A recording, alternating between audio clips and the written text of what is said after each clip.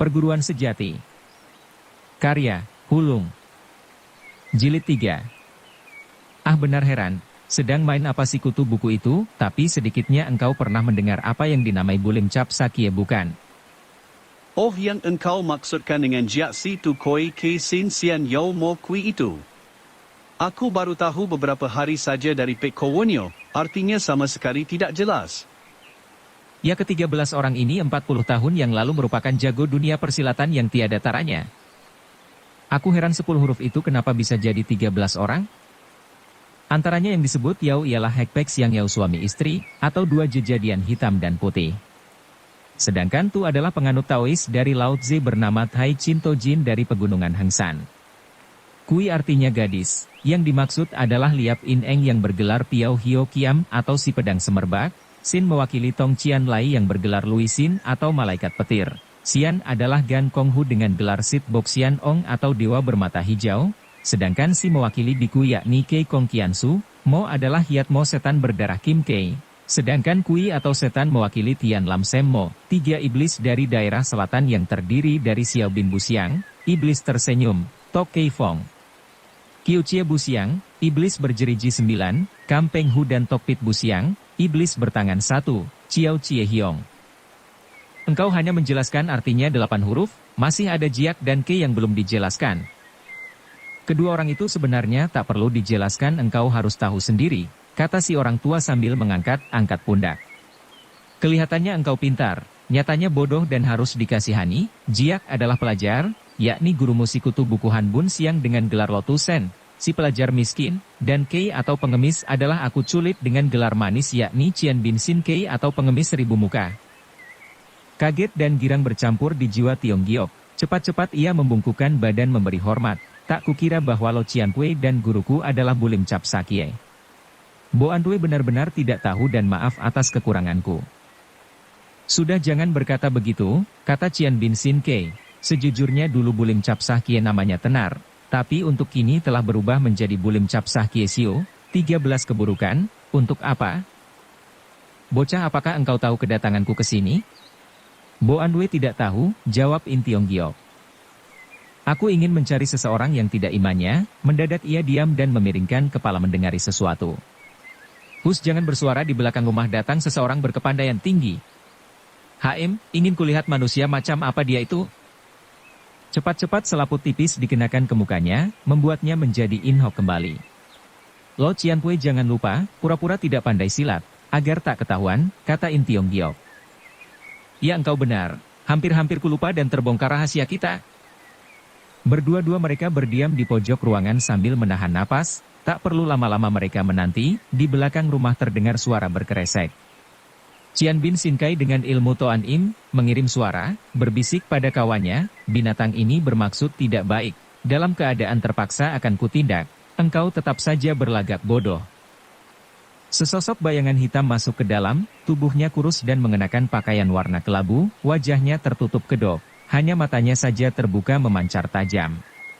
Ia bersenjata, gerakannya ringan, dugaan si pengemis tidak salah, tamu tak diundang ini berkepandaian tinggi. Tiong Giok memperhatikan terus gerak-gerik orang itu. Si baju kelabu seolah-olah mengenal baik keadaan rumah, ia menuju ke kamar In Tiong Giok. Pintu memang setengah terbuka, tubuhnya memiring dan mencelos masuk tanpa bersuara.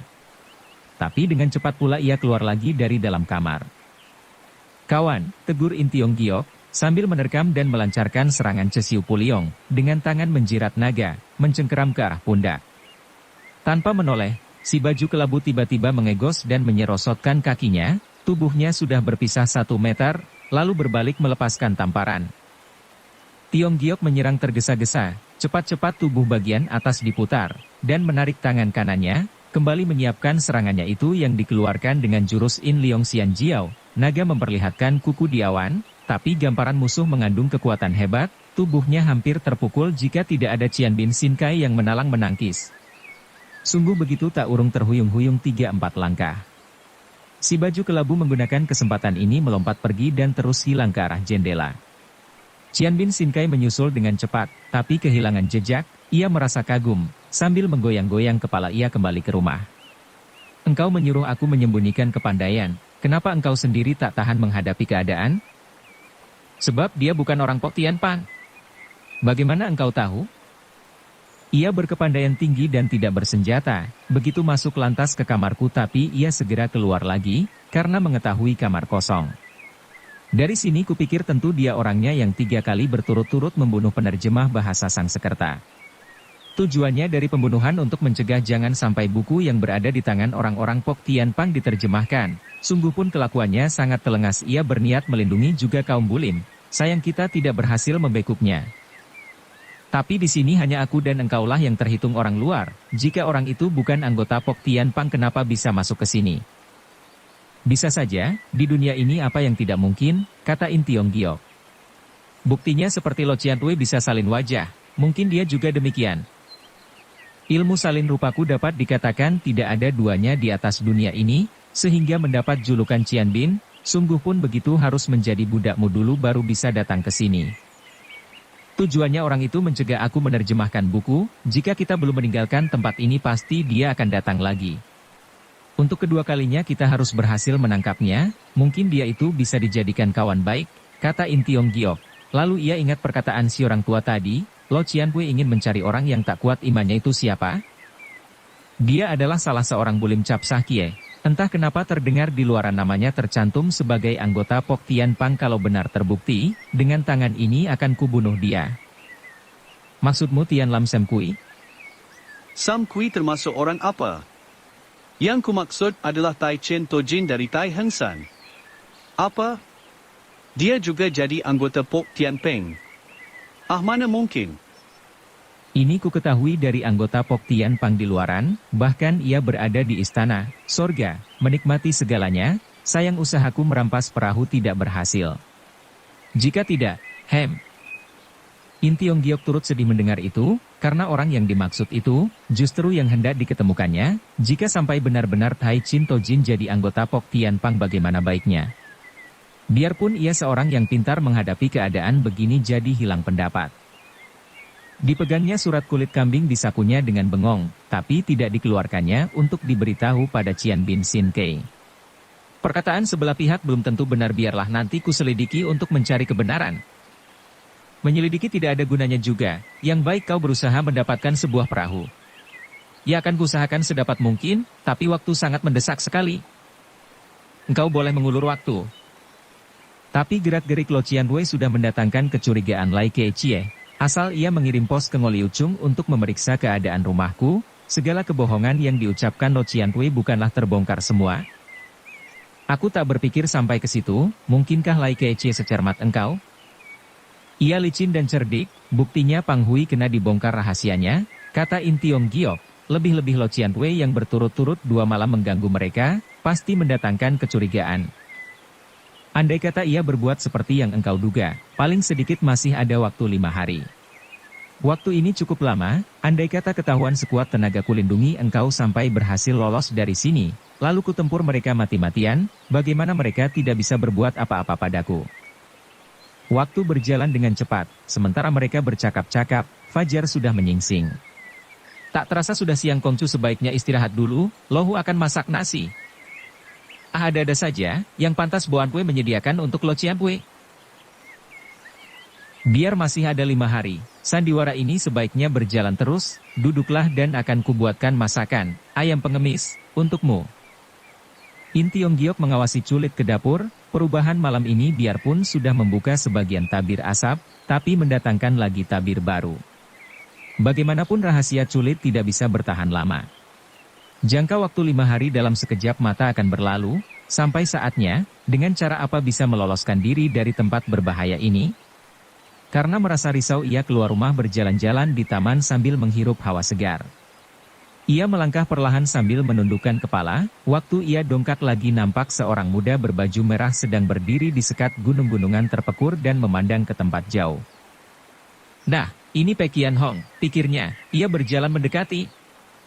Pek Kiam Hong tetap berdiri tegak memandang ke arah jauh sambil berpangku tangan, seolah-olah ia tidak tahu kedatangan In Tiong Giok, juga seperti tahu tapi tidak meladeninya. Melihat keadaan ini Tiong Giok menghentikan langkah dan niat mundur. Pagi benar In Heng bangun, tiba-tiba pemuda itu menegur dengan nada dingin.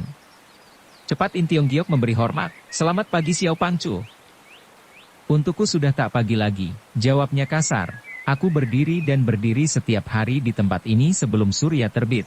Tanpa terasa sudah 10 tahun, selama itu belum pernah absen sehari pun. In Tiong Giok tidak tahu harus bagaimana menjawabnya, ia tertawa dan berkata, ya 10 tahun seperti sehari. Kemantapan Xiao Pangcu dan daya tahan yang luar biasa membuatku kagum. Seperti tertawa Pek Kiam Hong berkata, In Heng menganggap kelakuanku aneh dan enggan bergaul bukan? Tidak, sedikit pun tidak mengandung maksud begitu, hanya saja. Hanya saja engkau telah dipengaruhi perkataan Pek Sumo soal diriku yang aneh bukan? Sebenarnya Pek Kounio tidak mengatakan apa-apa, hanya dengan baik hati ia memesan jangan mengganggu ketenangan dari Xiao Pangcu. Yang dikatakan memang benar, tapi ia tidak mengetahui kepenatan hatiku, perasaan hati yang terbenam dan tidak diutarakan pada orang lain. Sama dengan memelihara adat sendiri dan timbul keanehan untuk orang lain, sehingga sukar bergaul. Perkataan Xiao Pangcu memang benar, masing-masing orang mempunyai tabiat sendiri-sendiri. Bagaimanapun kita tertawa untuk menggembirakan orang lain, tidak berarti kegirangan bagi diri sendiri. Tapi begitu kita sedikit pendiam dianggap sombong dan menyendiri, memang jadi orang tidak mudah. Perkataan ini mendatangkan suatu kesenangan bagi Kiam Hong, matanya yang memancar tajam menatap pada Tiong Giok. Apakah In Heng mempunyai juga kandungan hati yang tak bisa diutarakan pada orang lain? Tidak, tapi aku mengerti apa yang dirasakan Xiao Pangcu. Apa yang pernah diucapkan Pek Sumo kepadamu? Ia menuturkan secara ringkas hal ihwal Xiao Pangcu, belum pula Tiong Giok habis berkata, wajah Kiam Hong sudah ditekuk lagi. Pek Sumo terlalu bawel, kenapa ia berkata begitu pada orang luar? Biarpun aku orang luar, apa yang kukatakan adalah kejujuran, harap Xiao Pangcu tidak gusar. Agaknya Pek Kiam Hong menjadi malu hati atas kejujuran Tiong Giok. Dilihatnya pemuda kita, parasnya berubah baik, tapi dengan tiba-tiba saja ia berlalu dengan cepat. In Tiong Giok menggelengkan kepala dan menarik napas panjang melihat sikap si pemuda itu. Tapi dalam perasaan hatinya bisa menilai bahwa pemuda itu tidak seaneh dan dingin seperti yang dibicarakan Wan Jie, tapi ia menyesal percakapan berakhir dengan tak sedap. Sekembalinya ke rumah Culit sudah selesai dengan ayam pengemisnya yang menebarkan. Lekas dicicipi bagaimana rasanya buah tanganku, sudah banyak tahun tak turun tangan sendiri, entah masih boleh entah tidak. Dengan sungkan-sungkan Tiong Giok menggerogoti ayam itu, dalam sebentar saja sudah tinggal separuh, nyatanya kelezatannya luar biasa sekali. Setelah ayam itu habis semua, baru ingat bahwa orang tua itu belum makan. Tak apa-apa masih ada 4 lagi, mari kita makan sepuasnya, lewat 5 hari lagi sulit mencari makan. Tiba-tiba dari luar terdengar suara tertawa dari Xiao Hong dan Xiao Eng. Harum benar. In Kongcu beruntung betul pagi-pagi sudah makan panggang ayam, bolehkah kami mencoba? Masih banyak, mari makan, kata Culit, dan jangan lupa bawakan sebelah untuk Pek Kounio. Mengapa Pek Kounio tidak turut serta? Tanya In Tiong Giok. Tiap hari bertemu muka, mungkinkah merasa kangen? Tanya Xiao Eng. Aku ingin membicarakan sesuatu hal yang penting dengannya, bukan main. Kebetulan Kounio pun menyuruh kami menjemput Kongcu ke sana, kata Xiao Hong. Di mana dia? Di aula belakang istana. In Tiong Giok kaget tapi tak menanyakan lebih lanjut, cepat-cepat ia mengenakan baju, sebelum keluar ia sempat memesan Culit. Siapkan ayam, mungkin aku akan makan siang bersama Kounio di sini. Lebih baik kami yang mengambil, karena kemungkinan besar Kounio menahan Kongcu makan di istana. In Tiong Giok menganggukkan kepala dan keluar dari villa tenang bersama-sama kedua pelayan wanita itu. Di luar telah tersedia kereta, Xiao Eng mempersilahkan Tiong Giok masuk. Begitu ia berada di dalam hatinya jadi girang, karena ada Wan Jie. Sedangkan Xiao Eng dan Xiao Hong naik di depan mengendarai kuda. Jalan perlahan-lahan, pesan Wan Jie. Ya, Nona, jawab pelayan itu. Benar saja kereta jalannya tak ubah seperti kura-kura merayap. Di dalam kereta terasa sangat harum dan membuat In Tiong Giok heran, dicekalnya lengan si gadis, begitu dingin dan sedikit bergetar. Hal ini membuatnya jadi bergetar juga, dilihatnya si gadis menatap sayu ke arahnya, dicekalnya lengan si gadis bertambah erat. In Kongcu sejak bertemu di Ngoliucung aku sangat menghargaimu, tapi ada satu hal yang aku minta kejujuranmu, benar-benarkah engkau bisa berbahasa Sangsekerta? Mengapa Kounio bertanya lagi, jika tidak mampu apa gunanya aku kemari? Aku percaya padamu, tetapi Suhu dan Lo Chuchong merasa curiga, karena mereka mendengar tadi malam terjadi sesuatu di Villa Tenang, benarkah? Benar, bahkan Lai Tongleng telah melakukan pemeriksaan. Iya, biang kerok justru Lai Tongleng adanya, kata Pek Wan Jie. Ia melaporkan pada Pangcu bahwa mata-mata itu In Hok adanya, bahkan engkau pun dicurigai pula. Bagaimana ia boleh sembarangan memfitnah orang baik? Menurut dia dengan mata kepala sendiri melihat penjahat masuk ke dalam villa, dan potongan tubuhnya mirip In Hok, tetapi waktu memeriksa tak ada bukti. Juga waktu ia menanya In Hok kau melindunginya. Aneh, biasanya penjahat mendatangkan malapetaka bagi penerjemah, kata In Tiong Giok. Lai Tongleng seharusnya mengoreksi diri sendiri, karena sebagai petugas tak berhasil menjalankan kewajiban, kenapa berbalik memfitnah kami sebagai mata-mata? In Hok adalah pengikut ayahku dari puluhan tahun, sedikit pun tak bisa silat, mana bisa jadi penjahat? Ini terang-terang ia tak bisa bekerja. Apakah Pangcu percaya ocehannya? Pangcu sebenarnya tak percaya, dan membentaknya buat membuktikan. Tapi Lo Chuchong yang mengetahui kejadian ini, dia segera memerintahkan mengirim merpati pos, meminta Ngo Liu Chung menyelidiki sampai ke dasarnya, lalu menyuruh aku mengundangmu untuk dites. Ini cara yang baik, bagaimanapun emas murni tidak takut dibakar, kata In Tiong Giok memegat pembicaraannya. Semoga apa yang kau ucapkan benar semua, ketahuilah Lo Chuchong tabiatnya jelek, waktu menjawab segala pertanyaan harus hati-hati. Hatiku sangat risau, jika dipikir membuatku khawatir sekali. Apa yang engkau khawatirkan? Ada firasat seolah-olah kita akan berpisah, kata Pek Wen Jie dengan suara sedikit bergetar. Entah apa sebabnya, hatiku khawatir berpisah denganmu, kemudian hari entah masih bisa bertemu entah tidak. Ia terdiam, air matanya berderai turun. Tergetar sanubari Tiong Giok, Wan Jie engkau menangis? Wan Jie menggeleng kepala, tapi isak tangisnya keluar tanpa dirasa. Dengan perasaan sayang, Tiong Giok merangkul pundak si gadis dan bertanya, Wan Jie engkau kenapa begitu baik kepadaku, kenapa? Dengan lemah si gadis menyandarkan tubuhnya ke dalam dada Tiong Giok, tak dapat kukatakan kenapa, mungkin memang sudah nasib, mau ketemu di Ngo Liu Chung, begitu melihatmu lantas, ia tidak meneruskan. Kounio. Sudah sampai, terdengar suara Xiao Hong. Wan Jie melepaskan diri dari Tiong Giok, cepat-cepat menyeka air mata, pintu kereta sudah dibuka Xiao Eng. Kedua orang turun di sebuah taman yang besar dengan beraneka ragam bunga indah. Dengan merapikan baju Wan Jie membuka jalan diikuti tamunya dari belakang. Mereka melewati taman bunga dan naik ke undakan tangga, dua penjaga dengan senjata terhunus berdiri tegak, diam tak bertanya. Setibanya mereka di dalam, terlihat dua orang berpakaian biru, satu tinggi satu pendek. Kedua orang ini adalah Wang Fort Hot dan Piu Fort Hot dari Korea, kata Wan Ji. Tiong Giok merangkapkan tangan memberi hormat, yang rendah adalah In Tiong Giok. Kedua Fort Hot itu tidak membalas hormat, dan tidak berkata sepatah kata pun, yang jangkung dengan tiba-tiba saja mencekal kedua tangan Tiong Giok sedangkan yang pendek melakukan penggeledahan. Setelah itu si jangkung mengangguk kepada Wan Jie, mengizinkan masuk. Kelakuan ini membuat Tiong Giok tersinggung. Sabar, kata Wan Jie, yang terus melangkah ke sebuah kamar. Begitu masuk benar-benar di luar dugaan, karena Pek Chin Yo berada di situ, kedua Fut Hoat entah kemana tidak terlihat lagi. Sang Pangcu duduk di kursi bersarapkan kulit harimau, di kiri kanannya tidak terlihat seorang pelayan pun. Wajahnya sangat cantik tersenyum manis, begitu ramah seperti kemarin-kemarin. In Kongcu silahkan duduk, mari kita membicarakan sesuatu mengenai pekerjaan menerjemahkan buku sang sekerta itu. Wan Jie berdiri di belakang gurunya, sedangkan Tiong Giok mengambil tempat duduk di bagian selatan. Diam-diam Wan Jie memberi kode dengan memoncongkan mulut ke arah utara, di mana terdapat pintu yang tertutup kain tipis. Seolah-olah menyuruhnya berhati-hati. Pertama-tama Pangcu menanyakan soal keluarga Tiong Giok, yang dijawab dengan sejujurnya. Di samping menjawab ia pun memperhatikan ke arah utara, kini ia sadar, kiranya di balik kain tipis, samar-samar terlihat bayangan orang. Mungkin itulah yang disebut Lo Chuchong dengan kedua Fut Hoat tadi.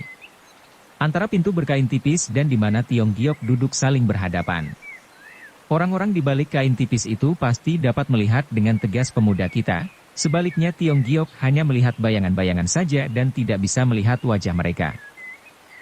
In Kongcu untuk menyingkat waktu, baiklah kita mulai dengan pekerjaan menerjemahkan itu, kata Sang Pangcu, seraya menyerahkan sehelai kertas tipis. Nah Kongcu coba lihat apa artinya tulisan ini? Dengan kedua tangan Tiong Giok menyambut kertas itu, dan melihat sejenak lalu menyerahkan kembali dan menjelaskan, maknanya dari kata-kata itu bersangkutan dengan ilmu silat. Hao Xian adalah nama dari si penulis, Ciu Lok tulisan tangan. Keng Tian Chitsu, nama dari ilmu itu yang berarti, 7 gerakan menjangkau langit. Sang Pangcu mendengari tenang-tenang wajahnya menunjukkan sinar puas. Kongcu adalah pemuda berbakat dan berpengetahuan dalam bisa mendapat bantuanmu, perkumpulan kami merasa bangga dan beruntung. Ia tersenyum ke arah Wan Jie, si gadis mengerti apa yang dimaksud gurunya, maju menerima kertas dari gurunya dan melangkah masuk ke dalam pintu berkain tipis.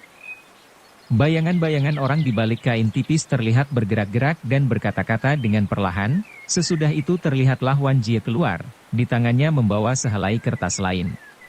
Sang Pangcu menerima dan memberikan pada Tiong Giok sambil berkata, silahkan Kongcu membacakannya, apa artinya tulisan di kertas ini.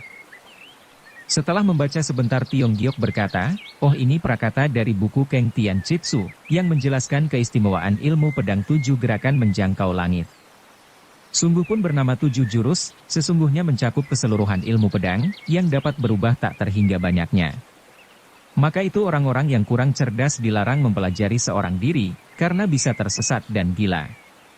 Karena pelajaran ini terdiri dari 2 jilid, pertama dan kedua. Untuk dipelajari berdua dan dimainkan berdua juga, dengan bersatu padunya pemain, kelihayan dan kekuatan ilmu pedang ini baru dapat dikembangkan menjadi kekuatan yang tiada taranya. Perbedaan besar dengan ilmu pedang biasa yakni setiap yang mempelajari harus sungguh-sungguh dan tekun, tiba-tiba saja dari balik kain tipis berdehemnya suara halus. Kongcu benar-benar dikurniakan yang maha kuasa kepintaran yang melebihi orang lain, kata Sang Pangcu dengan tersenyum, untuk mengingat kata-kata ini terlalu panjang, maka itu ku minta Kongcu untuk menuliskannya di buku, ia menoleh pada Wan Jie, sediakan alat-alat tulis. Ia bangun dan masuk ke dalam, bayangan-bayangan di bagian kain tipis pun bergerak dan hilang. Wan Jie menarik napas panjang, dan tersenyum ke arah Tiong Giok, senyumnya mengandung, girang, haru, bersyukur dan banyak-banyak yang tak dapat dituliskan. Sekarang engkau percaya padaku, tegur In Tiong Giok. Wan Jie mendelik dan terus masuk ke dalam mengambil alat-alat tulis, dengan cepat ia kembali lagi. Diambilnya pit dan ia menulis di meja, jangan terlalu jujur mengeluarkan keahlian atau kepintaran, kamu pura-pura seperti menghadapi kesulitan, makin lambat makin baik. Wan Jie cepat-cepat menghapusnya lagi tulisan itu. Tak selang lama Sang Pangcu datang lagi dan mengawasi Tiong Giok bekerja, gerak-geriknya demikian ramah dan selalu tersenyum-senyum. Sekali-sekali ia pun bertanya keistimewaan dari sang sekerta kelakuan ini begitu wajar dan bebas. Tak ubahnya seperti seorang ibu sedang mendampingi anaknya. In Tiong Giok menurut permintaan Wan Jie pura-pura menggigit seperti berpikir, dan menulis dengan perlahan-lahan. Sampai tengah hari, ia baru berhasil menerjemahkan 1 halaman. Sang Pangcu meneliti hasil terjemahan itu, dengan puas dimasukinya ke dalam saku. In Kongcu, kepandaianmu ini mendatangkan penghargaan Lo Chuchong. Ia menghadiahkan semeja makanan dan minuman sebagai imbal jasa jerih payahmu hari ini. Wan Jie temani In Kongcu makan di sini. Sesudah itu ajaklah berperahu, agar kepenatan hari ini tersapu bersih, dan bisa memelihara semangat untuk hari esok. Tapi, disebabkan terjadinya 2 keributan di malam hari, ku minta kalian pergi di siang hari. Dan pekerjaan ini dilakukan pada malam hari. 10 pelayan datang membawa hidangan dan minuman, begitu banyak dan harum-harum. Pangcu sebagai tanda hormatnya, memberikan secawan arak pada Tiong Giok baru berlalu. Wan Jie makan dengan bernafsu, karena segala kerisauan pikirannya dalam beberapa hari, sudah hilang pergi berikut perginya Sang Pangcu.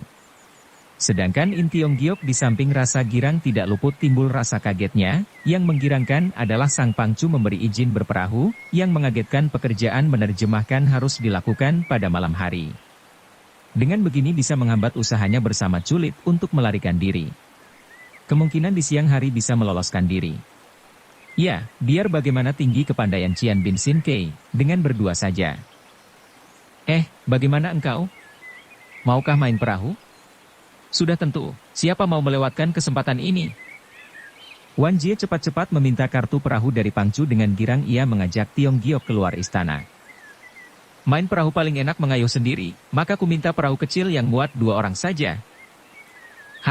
Dengus Wan Jie dengan pipi merah, ku tahu engkau mempunyai maksud tak baik. Nah kusahkan kartu ini dan engkau pilih sendiri perahunya. Coba saja lihat, Xiao Hong dan Xiao Eng bisa marah-marah. In Tiong Giok tidak memperdulikan, ia memilih perahu kecil. Xiao Eng dan Xiao Hong bertolak pinggang dengan mangkel karena mengerti bakalan tak diajak. Kalian tak usah menunggu kami bisa pulang sendiri, kata Tiong Giok yang terus mengajak Wan Jie naik perahu. Dengan pesatnya perahu lalu menerjang air membiru, makin lama makin kecil dan hilang dari pandangan mata. Wan Jie duduk di buritan, mengemudikan perahu, sedangkan Tiong Giok duduk berhadapan sambil mengayuh perahu. Kita pergi melihat air terjun dulu, lalu mampir di tempat pemerahan sapi, minum susu segar. Bagaimana? Tanya Wan Jie. Tiong Giok menggelengkan kepala. Kalau begitu kita pergi dulu ke Pasir Putih, mencari kerang. Bagaimana? In Tiong Giok menggelengkan kepala lagi. Baiklah kuajak ke suatu tempat, di mana banyak pepohonan yang rindang, perahu kita tambat dan pergi ke hutan mendengari kicauan burung. In Tiong Giok sudah geleng kepala lagi. Habis mau kemana, jangan goyang kepala saja. Ku ingin pergi ke pulau itu, di sana kulihat ada rumah seperti di pulau ini, setujukah? Kata In Tiong Giok. Tidak bisa, kata Wan Jie dengan tegas, kemana saja boleh engkau pergi, hanya kedua pulau itu terlarang untukmu. Kenapa? Pokoknya tidak boleh. Sedikitnya harus ku ketahui alasannya, kenapa tidak boleh? Baiklah ku jelaskan padamu, di kedua pulau itu terdapat 2 istana yang bernama Sorga dan Hayal. Menarik benar nama kedua istana itu, alangkah senangnya kalau aku bisa mengunjunginya ke sana. Kedua istana itu khusus untuk menjamu tamu-tamu terhormat, kata Wan Jie dengan terpaksa, sedangkan kedua pipinya menjadi merah. Di sana adalah tempat menjijikkan, guruku melarang gadis-gadis pergi ke sana, mengertikah? Asal pikiran kita benar, melihat pun tidak menjadi soal.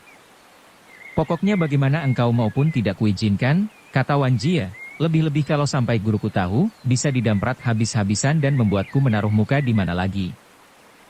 Ya tidak boleh ya sudah. Marilah kita lihat air terjun. Perahu laju ke arah tujuan, suara air terjun semakin dekat semakin terdengar.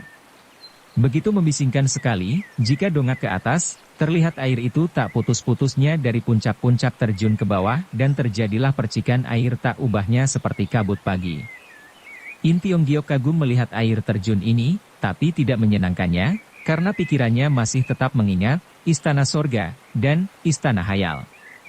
Tiba-tiba saja terpikir olehnya sesuatu akal, ia pura-pura memandang keindahan alam sekitarnya dan terus berkata, tadi engkau mengatakan di mana terdapat hutan untuk mendengari burung berkicau? Di sebelah barat, nah lihatlah, burung-burung beterbangan di sana, kata Wan Jie sambil menunjuk. Jauh sekali, rasa-rasanya tak kuat aku mengayuh ke sana. Ah, dasar pelajar lemah, kata Wan Jie, dengan sebelah tangan aku masih sanggup mengayuh pulang pergi, kalau begitu engkau saja yang pegang kemudi. In Tiong Giok tak menampik, segera tukar tempat. Sebagai pelajar, aku kurang bergerak badan, tidak seperti engkau yang belajar silat. Ia tak dapat melanjutkan kata-katanya, sebab dengan terjadinya pertukaran tempat, membuat perahu oleng. Tapi dengan ilmu Cian Kin Tui, menindih dengan 1000 kati, Wan Jie membuat perahu tak bergerak. Sedangkan In Tiong Giok pontang-panting tak keruan, dan baru bisa diam sesudah tangannya memegang tubuh si gadis yang berdiri tegak.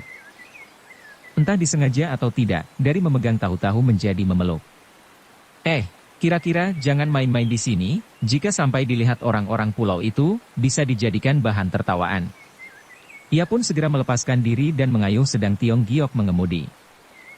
Wan Jie hati-hatinya berdebar karena pelukan tadi, maka itu ia mengayuh tanpa menoleh kanan kiri, melainkan tunduk, karena merasa likat dipandang terus si pemuda. Kesempatan ini dipergunakan Tiong Giok sebaik-baiknya, perahu itu dikemudikan ke arah pulau terlarang. Mengapa engkau diam saja? Tanya In Tiong Giok, maukah engkau mendengar ceritaku? Mau, kata Wan Jie dengan tersenyum. Sekali-kali ia tidak mengetahui maksud Tiong Giok, dengan cerita perhatiannya jadi teralih sedangkan perahu berjalan terus ke arah 2 pulau. Waktu aku masih kecil, pernah terserang penyakit keras. Sepanjang hari tak makan dan tak minum juga tak bicara, penyakitnya aneh sekali sampai melihat pun tak bisa mengenali siapa-siapa. Kedua orang tuaku menjadi cemas, segala tabib yang pandai diundangnya dari segala tempat, satu pun tak ada yang tahu aku sakit apa, perkiraan mereka aku tidak tertolong lagi.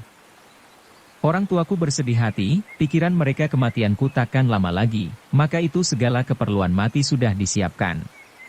Pada saat itulah tiba-tiba datang seorang tojin ke rumah aku, sambil nyanyi bagai orang gila. Jangan khawatir, jangan susah hati, yang harus mati tak hidup, yang wajib hidup tidak mati, asal tuan dan nyonya mau menjamu aku rasanya masih ada harapan untuk menolongnya, kata tojin itu. Permintaan itu, saat itu juga dikabulkan, dan tojin itu makan dengan lahapnya. Sesudah kenyang, dengan tertawa-tawa ia menghampiri aku dan menepuk jidat aku 3 kali dan menjejali sebutir pil ke mulut, lalu membalik badan dan pergi. Pil itu membuatku mules, waktu buang air tak ada kotoran, hanya puluhan cacing hitam yang keluar. Penyakitku pun menjadi baik. Tojin itu tak ubahnya seperti dewa saja, tidakkah orang tuamu menanyakan namanya? Oh, sudah tentu, ia bernama Tai Heng Tai Chin Tojin. Apa? Tanya Wan Jie terkejut, terus bangun membuat perahu goyang. Tiong Giok menggunakan kesempatan ini pura-pura mau menolong si gadis, duduk. Nanti perahu terbalik, tak ampun lagi perahu itu benar-benar terbalik, kedua-duanya masuk ke dalam air. Wan Jie berlaku sebat, cepat-cepatlah ia mencelat dari air dan melompat ke perahu yang sudah terbalik. Dengan tajam ia memandang sekeliling mencari kawannya. Tiba-tiba terlihat In Tiong Giok yang tenggelam timbul, segera ia terjun memberi pertolongan. Anehnya sudah dekat, tubuh pemuda itu hilang entah kemana, membuat cemas sekali. Kongcu! Kongcu! Kongcu! Di mana engkau? Teriaknya keras-keras. Sedikitpun ia tidak menduga pelajar lemah itu, sejak kecil biasa mandi di kali dan pandai berenang. In Tiong Giok muncul lagi beberapa meter dari si gadis, dengan pura-pura kelelap timbul. Tetapi setiap Wan Jie sampai, ia menghilang. Dengan begini tanpa terasa sudah mendekat pulau. Sesudah menghitung dengan cepat, begitu si gadis datang lagi untuk menolongnya, In Tiong Giok mencekal lengan si gadis kuat-kuat. Cara ini memang tepat.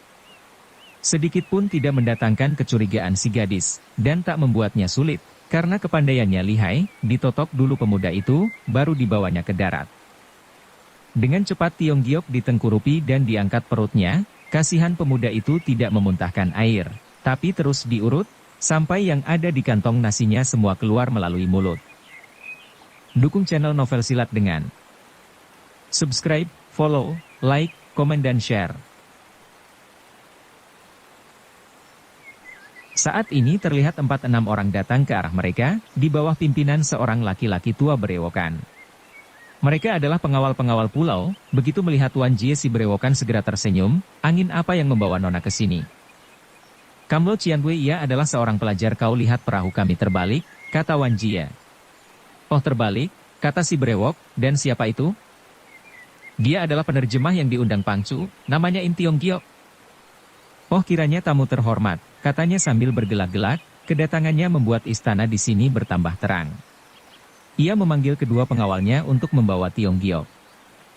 Kamlo Cianwei, ia adalah seorang pelajar lemah, asal engkau dapat menyediakan baju kering sudah cukup, tak perlu mendapatkan segala servis. Ya baju Kounio pun basah, apa salahnya mampir dulu dan tukar pakaian. Siapa mau memakai pakaian busuk mereka? Kata Wan Jie sambil menggelengkan kepala, angkat perahu kami, segera berangkat lagi. Agaknya si berewok itu menghormat betul pada Wan Jie, disuruhnya beberapa pengawal mengambil perahu, juga memaksa si gadis datang ke tempatnya beristirahat. Sedangkan Wan Jie menggelengkan kepala terus. In Tiong Giok pura-pura siuman dari pingsannya dan berkata perlahan, aduh, perutku sakit, ada air jahe tidak, ambilkan aku secawan. Badan In Kongcu lemah, jangan biarkan ia kena influenza, lekaslah bawa ke istana untuk pengobatan selanjutnya, kata si berewok. Jika Kounio menganggap perempuan-perempuan di sini kotor, kami bisa memerintahkan mereka diam di kamar dan tak boleh berkeliaran. Sesudah berpikir sejenak, akhirnya Wan Jie menganggukkan kepala. Lelaki tua itu membuka jalan, mereka melalui taman-taman yang indah, belok ke kanan dan kiri dengan rumitnya, mendatangkan kesan bagi Tiong Giok. Tak sembarang orang bisa datang ke sini, sepemasakan nasi berlalu, mereka sampai di depan sebuah istana. Sebaiknya aku tak masuk, kata Wan Jie. Tionggiok, maukah engkau mendengar ceritaku? Kounio harus tahu orang-orang yang berada di istana sorga. Ini adalah jago-jago bulim kelas wahid, mereka tak berani berlaku tak sopan kepada Kounio, kata si brewok, dan ia pun memerintahkan kepada bawahannya membersihkan loteng dan membuatkan pakaian baru untuk Wan Jie. Atas perlakuannya yang telaten ini Wan Jie terpaksa tak menolak lagi, dan ikut masuk ke dalam. Terus naik ke atas loteng yang terhias rapi dan indah, dari sini bisa memandang ke pantai, dan menghirup hawa sejuk, membuat Wan Jie senang juga. Tak selang lama terlihat seorang perempuan pertengahan tahun datang ke loteng membawa pakaian. Begitu ia melihat Wan Jie segera bertekuk lutut memberikan hormat. Pek Kounio sudah 10 tahun tidak terlihat, masih ingatkah dengan aku yang rendah ini? Ih, Wuhao, kenapa engkau bisa ada di sini? Tanya Wan Jie keheranan. Kounio tentu tahu, sejak terjadi peristiwa hari itu, Lo Chuchong memberikan hukuman mati padaku dan Teng Pao masih tetap sebagai pengawal sedangkan aku membantu Tai Chin Tojin mengurus kamar-kamar. Budi kebaikan gurumu, seumur hidup takkan kami lupakan, habis berkata air matanya berderai turun. Pek Kounio pertama kali datang ke sini engkau jangan membuat hatinya risau dan sedih, kata si brewok. Jangan pedulikan dia Huhaoa, kita bicara urusan kita, kata Wan Jie, bagaimana selama 10 tahun ini? Si brewok hanya tersenyum dan menemui Tionggiok. Kamlo Cianpue, jangan engkau mengajak In Kongcu ke tempat kotor, sudah salin pakaian ajak lagi ke sini, kami segera berangkat. Jangan khawatir. Di sini tidak ada harimau yang bisa memakan orang, kata si brewok dan terus berpaling ke arah Tionggiok.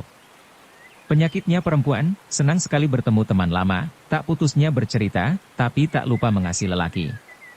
Hahaha. Maaf Lo Cianwei, dapatkah ku tahu namamu yang besar? Namaku Kamkong, pengurus istana sorga. In Tionggiok ingat nama itu, tambahan melihat jeriji orang yang kurang satu. Dialah satu dari 3 iblis dari selatan yang bergetar, Qiu Chie Hu Xiang. Sungguh pun tampangnya kejam dan jelek tapi kata-katanya lucu dan menarik. Dengan tersenyum Tionggiok berkata, sudah lama ku dengar nama besar Lo Cianpue, dapatkah kiranya mengizinkan aku meninjau keadaan istana sorga ini? Ku tahu engkau pasti mempunyai keinginan ke situ, kata Kamkong dengan bergerak-gerik, lelaki memang bersifat mata keranjang dan senang pelisiran, lebih-lebih keadaan istana sorga yang luar biasa hebatnya, pasti memberikan suatu kepuasan padamu. Tapi ingat jangan sampai dia tahu.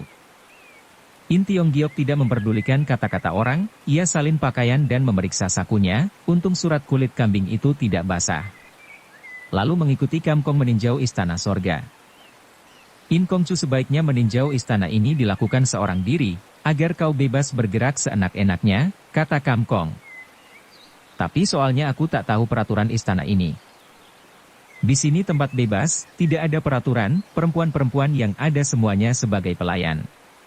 Yang datang ke sini adalah tamu-tamu terhormat dari Pok Tianpang, mereka boleh bertindak sesuka hatinya, tidak perlu memikirkan segala ikatan atau peraturan untuk mengekang diri. Pokoknya engkau boleh pergi ke istana luar itu khusus untuk kaum Foot Hoat mencuci otak. Ia tersenyum dan mengeluarkan palu kecil dari sakunya, dipukulnya genta kecil 3 kali. Suara genta memecah kesunyian, segera terlihat pintu terbuka, wewangian menyerang hidung. Terlihat 2 perempuan muda yang cantik menghadap ke arah mereka. Kongcu ini adalah tamu terhormat. San San Ting Ting. Hati-hatilah mengajak Kongcu, kata Kamkong. Dengan hormat kedua pelayan itu mengempit Tionggiok. Mari Kongcu, kata mereka hampir berbareng. Dengan likat In Tionggiok menoleh ke arah Kamkong, tapi orang tua itu sudah lari entah kemana. Tionggiok diajak masuk ke dalam ruangan yang indah sekali dan besar, di kiri kanan terlihat pintu-pintu kamar yang bergorden kain tipis dan jarang. Di tengah-tengah ruangan terdapat sebuah kolam dan air mancur yang menebarkan wewangian. Sebuah patung Hut yang memegang kendi, menumpahkan cairan kuning mengucur ke dalam kolam, menebarkan harumnya arak. Di sekitar kolam terdapat permadani, di situ terlihat belasan perempuan-perempuan muda, ada yang melonjor, ada yang rebahan, ada yang duduk dan macam-macam. Semuanya cantik dan menggiurkan, membuat seorang berada dalam mimpi. Perempuan-perempuan itu dengan kerlingan tajam mengawasi pemuda kita, dengan keheran-heranan.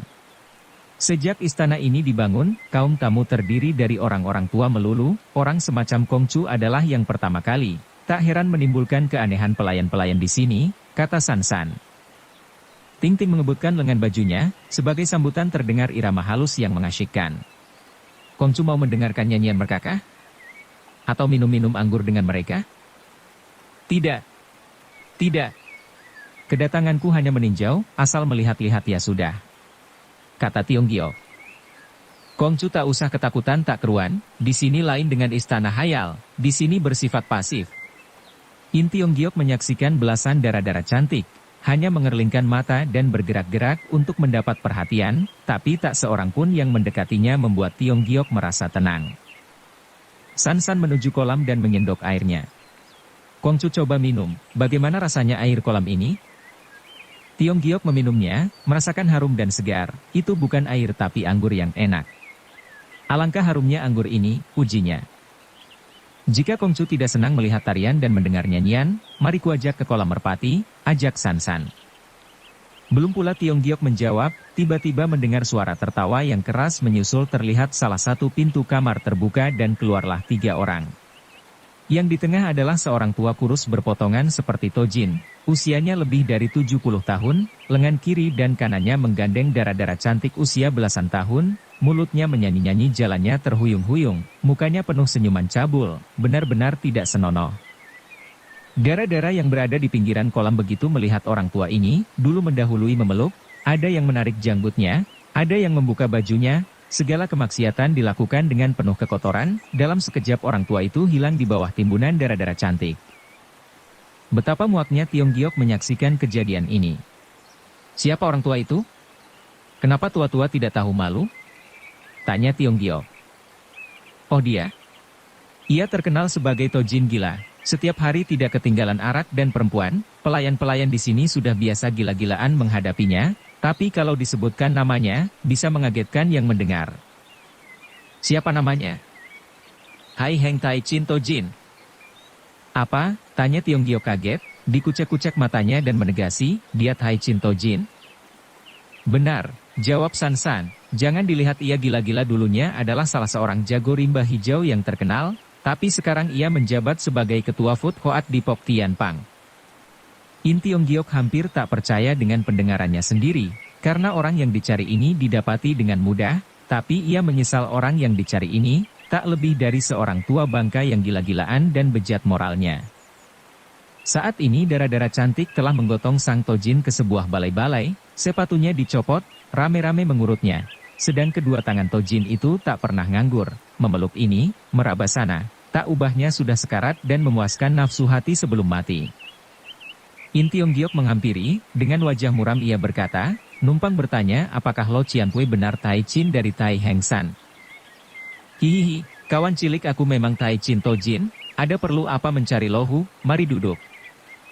Boan Pui bernama In Tionggiok ada sedikit keperluan dengan Lo Cianpui, bisakah menyediakan sedikit waktu untuk bicara dengan 4 mata?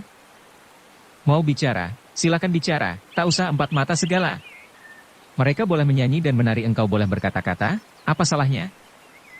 Lo Cianpui adalah seorang ternama, tapi tak kira bisa berbuat sesat sedalam ini. Tidakkah khawatir jika hal ini keluar bisa merusak namamu yang besar? Anak muda apa yang engkau tahu? Saatnya bersukaria harus bergirang hati, saatnya sedih harus menangis, bukankah begitu? Kehidupan di dunia ini jangan terikat oleh nama kosong. Aku mengerti dulu sebagai salah seorang bulim cap sahkie dan terkenal kemana-mana. Atas itu aku bangga dan senang, tapi segalanya itu jika dibanding dengan sekarang, hanya nama kosong yang tak berarti bukan. Sebagai seorang yang kenamaan apakah engkau hidup di piara orang semacam ini? Biarpun aku bodoh, tapi bisa menilai perbuatan Tojin ini tidak ada harganya dan rendah dipandang umum. Dipiara? Hahaha. Kira Lo Cianpui perkataanku lucu dan patut ditertawakan? Bukan saja harus ditertawakan, juga boleh dikasihani, kata Tai Chin Tojin. Anak muda sebagaimu saatnya mempergunakan waktu sebaik-baiknya, kenapa harus mempunyai pikiran setolol ini? Hahaha. Oh dengan ini kenalah aku siapa sebenarnya Lo Cianpui, kata In Tionggiok. Sejujurnya yang harus ditertawakan dan dikasihani bukannya aku, tapi adalah seorang kawan lama Lo Cianpui, Sehabis berkata ia mengeluarkan surat kulit kambing dari sakunya dan melemparkan ke lantai. Hahaha, seorang Tojin mana mempunyai kawan atau saudara lagi, katanya tanpa melihat apa yang dilempar si anak muda. San memungut surat kulit kambing itu dan membuka. Ia hanya melihat sebuah gambar sebatang pohon cemara menjulang tinggi sampai ke awan, di bawahnya terlihat bibit cemara yang baru tumbuh. Tak jauh dari pohon tampak seorang petani menyiram tunas yang baru tumbuh itu. San tak mengerti apa yang dimaksud dengan gambar itu. Heran tidak ada sepotong surat pun, hanya sebuah lukisan. Apa artinya ini? Taichin Tojin hanya melirik sebentar, lalu merampasnya dari San dan menyobek-nyobek sampai hancur. Segala gambar setan apa bagusnya? Ambil arak lekas, kita minum-minum dan menyanyi baru betul. In Tionggiok terkesiap menyaksikan perbuatan si Tojin, tapi tanpa mengeluarkan sepatah kata, ia berjingkat keluar. Ia berdaya upaya sampai ke istana sorga, tapi bukannya kegembiraan yang diperoleh, melainkan kekesalan dan kemendongkolan. Maka itu waktu kembali dari pulau ia termenung, tanpa bersuara ia mengayuh perahu, sedangkan Wan Jie berhadapan, dengannya pun tampak diam saja seperti tak gembira. Kenapa diam saja, tak senangkah? Apa dongkol kepadaku? Tanya Tionggiok. Jangan banyak pikiran tak karuan, aku sedang memikirkan satu hal. Bolehkah ku tahu soal itu? Apakah engkau tahu Teng Jiso tadi siapa? Bukankah ia bernama Hu Haoa, seperti yang dia sebutkan tadi? Ya benar, kalau diceritakan nasibnya kasihan sekali, kata Wan Jie. Dulunya dia adalah pelayan dari Soat Kou. Waktu kecil ia sering memomongku, entah kenapa pada suatu saat ia sangat intim dengan seorang pengawal bernama Peng Pao. Diam-diam mereka mengadakan pertemuan di goa-goa yang terdapat di Taman Bunga. Hal ini diketahui orang dan membuat Lo Chuchong marah besar dan menjatuhkan mereka hukuman mati. Untung ada Soat Kou dan guruku yang memintakan ampun, kalau tidak siang-siang mereka sudah mati. Siapa Soat Kou itu? Tak pernah kulihat dia. Kata N Tionggiok. Soat Kou adalah adik seperguruan suhuku, kata Wan Jie. Waktu suhu jadi pangcu ia menjadi wakilnya atau hupangcu. 5 tahun yang lalu ia menerima tugas dari Lo Chuchong, sejak itu ia tidak kembali lagi.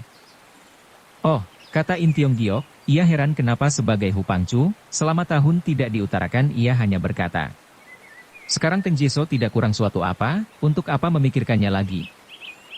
Bukan soal dia yang kupikirkan, dan engkau tak mengerti, jika bukan sesama anggota, tak diizinkan menikah. Itu sudah tentu, apa herannya? Agar sesuatu rahasia Pok Tian Pang tidak sampai bocor, kata In Tionggiok. Tapi Teng Pao dan Hu Haoa sesama anggota kenapa dilarang menikah dan dihukum? Cuma-cuma engkau hidup selama 20 tahun. Sampai soal itu tidak mengerti, bentak Wan Jie marah. Tionggiok diam saja, karena benar-benar tidak mengerti. Mereka bicara perahu laju terus tanpa terasa mereka telah mendarat. Sesampainya di villa tenang, Wan Jie berkata dengan tawar, besok aku datang, agar engkau dapat berpikir menjadi pintar. Malam kukirim kereta menjemputmu untuk menerjemahkan buku. Apa yang harus kupikirkan? Memikirkan soal yang engkau tak mengerti. Tanpa menunggu jawaban lagi Wan Jie berlalu. In Tionggiok mengantar kepergian gadis itu dengan pandangan matanya, ia tidak mengerti di saat mana berlaku salah, kepala digelengkan dan membalik badan masuk dalam rumah. Banyak soal yang terbenam di hatinya, cepat-cepat dicarinya Culit untuk menuturkan kandungan hatinya. Lo Cianpue, serunya. Kongcu baru pulang, ada tamu yang menunggumu, kata Culit sambil menunjuk ke dalam dengan serius sekali. Tak ia mengira tamunya itu adalah pemuda aneh bernama Pek Kiam Hong. Begitu melihat tuan rumah masuk, Pek Kiam Hong segera memberi hormat dan berkata dengan manis, siapa yang In Heng maksud Lo Cianpue, tegurnya. Tionggiok cukup tangkas menjawab, tidak. Ku maksud Lo Cianpue seorang yang patut dihormat. Barusan setelah bekerja sebentar ia menitahkan Wan Jie menemaniku keliling danau, sehingga baru pulang. Sudah lamakah? Oh, dasar peruntunganmu sangat baik, mendapat hadiah makan dan jalan-jalan dengan perahu. Aku sendiri belum pernah diundang makan bareng sekalipun. In Hok sediakan minuman dan makanan, kata Tionggiok. Tak usah, barusan 2 ekor ayam panggang In Heng telah kumakan, kelezatannya luar biasa sekali. Atas kelancanganku ini harap In Heng maafkan. Oh tidak apa-apa, kata In Tionggiok. Ia merasa heran juga pemuda ini bisa berubah sangat ramah tamah dan tidak seperti kemarin-kemarin. Apakah In Heng heran atas kedatanganku yang tidak diundang? Xiao Pangcu tentu mempunyai sesuatu soal barangkali? Tanya Tiong Giok. Sebenarnya bukan soal apa-apa yang maha penting, kata Pek Kiam Hong. Tadi pagi setelah bertemu In Heng aku termenung dan merasakan apa yang kulakukan sangat salah. Maka itu datang ke sini meminta maaf. Oh, begitu. Sejujurnya aku yang harus meminta maaf karena berkata tanpa berpikir-pikir. In Heng, sejak sekarang maukah engkau menjadi kawanku? Aku sebagai pelajar lemah. Soal berkawan bukan dari kedudukan seseorang, kata Pek Kiam Hong. Aku kagum atas kejujuran In Heng, dan patut dijadikan kawan. Sejujurnya apa yang harus kubanggakan sebagai Xiao Pangcu? 17 tahun hidup menyendiri, dengan pakaian mentereng ini, tak ubahnya diriku seperti boneka hidup, atau sebagai mayat hidup dalam bahasa kasarnya, Xiao Pangcu jangan berkata begitu. Sudah 17 tahun kata-kata ini terbenam dalam benakku, kata Pek Kiam Hong, tapi belum bisa diutarakan kepada orang lain.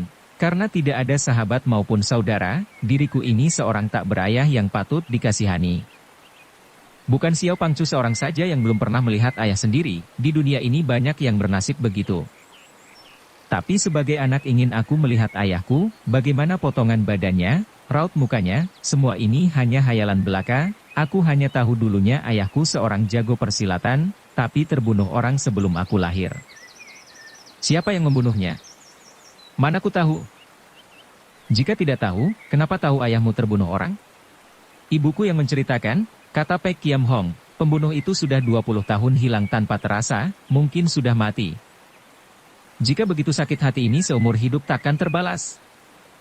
Biar dia sudah mati aku bisa menuntut balas pada anak istrinya, kata Pek Kiam Hong. Beberapa tahun Pok Tian Pang mengejar dan mencari terus seorang muda yang mempunyai tanda luka di pundak kirinya. Apakah pemuda yang bertanda di pundak kiri itu sebagai anaknya pembunuh ayahmu? Benar. Kenapa anak itu bisa mempunyai tanda di pundaknya?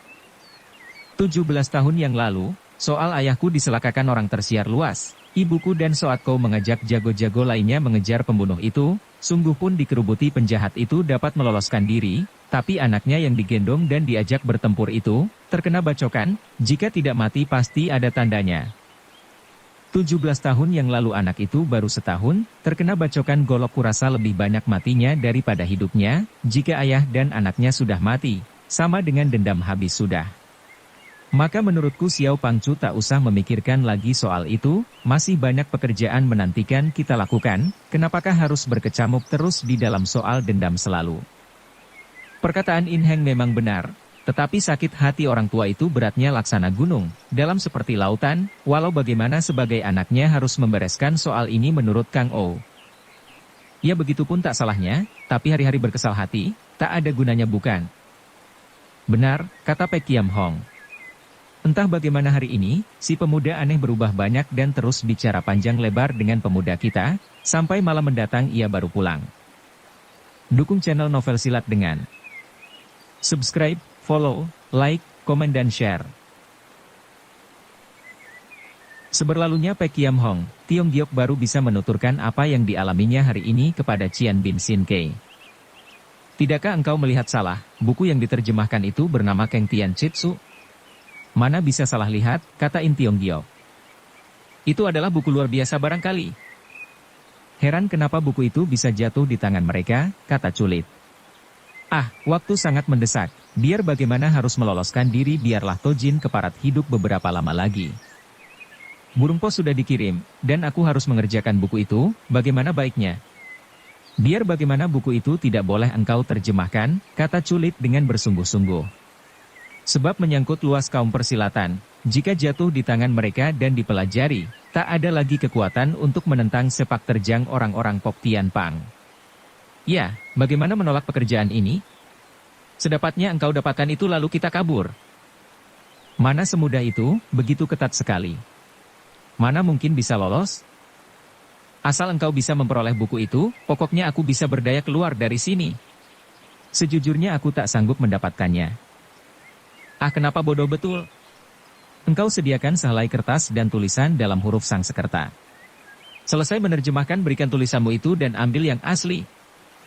Memang benar, tapi lama-kelamaan bisa ketahuan juga. Di samping itu mereka pun mendapatkan apa yang diterjemahkan, sedikit pun tidak dirugikan bukan?